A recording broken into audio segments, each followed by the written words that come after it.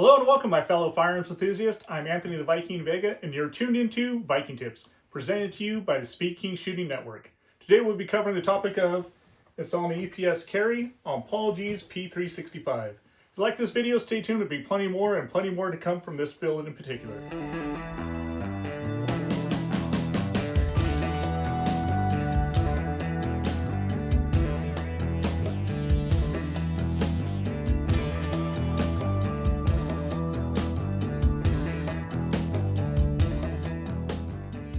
So welcome back. As discussed, we're going to be installing the EPS carry 2 MOA on the SIG P365.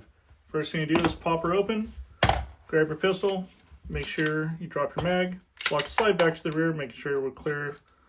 Hit your throw down, lever down, slide release, slide comes off. Set this guy off to the side. We can remove the barrel and the guide rod all in one shot. That's your basic field strip, which we've gone over multiple times. The only tools you'll really need to do this job is some kind of T10, and I like using a torque limiter so you could actually have your torque spec on your M2.45 screws that actually go back into your cover plate and to mount your optic. Remove the optic plate, grab your T10, unscrew your screws, giving you access to your optic mount. Just remove that guy. Optic plate comes right off. Me personally, I like cleaning up all your residual oil with some kind of acetone and a rag, maybe a little Q-tip if you actually get inside your screws. So we'll clear that up real quick. We'll come back and we'll finish up this mounting.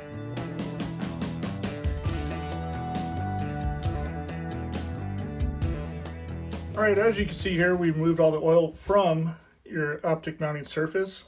That's something I like to do. You could go ahead and leave it there if you so choose, but that's one of the extra steps I like taking as an extraordinary precaution. So from here, all we're going to do is unbox our HOLOSUN. Grab that right out. EPS carries in a closed emitter. It was discussed in some of the other videos as well. That guy just drops right on there, right into the spot.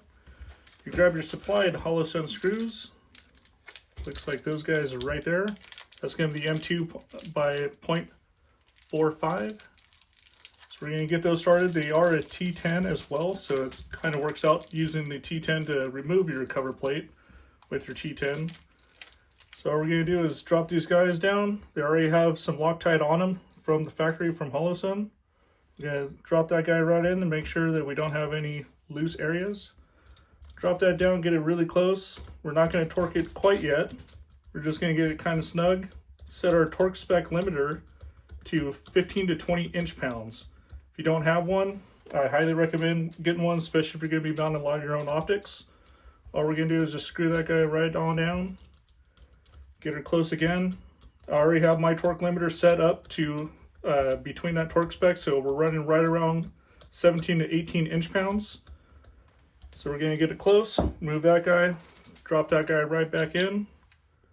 Come right over, give it a little twist, and you'll hear it click. Do the other side. And just like that, we have the EPS mounted on the P365. To install it back on the gun, all we're going to do is drop the barrel, drop the guide rod in, slide the slide right back onto the frame, lock the slide back to the rear, throw your throw down lever. Now you're ready to go. The only thing I would do from here is actually grab my laser bore sighter, get a quick laser bore sight. After that, let's take it to the range and shoot some stages. If you like this video, stay tuned. I'm assuming that we're going to end up doing the magazine disconnect so we could actually unload show clear, because right now with these California models, we can't quite do that. So stay tuned, look for that in a future video.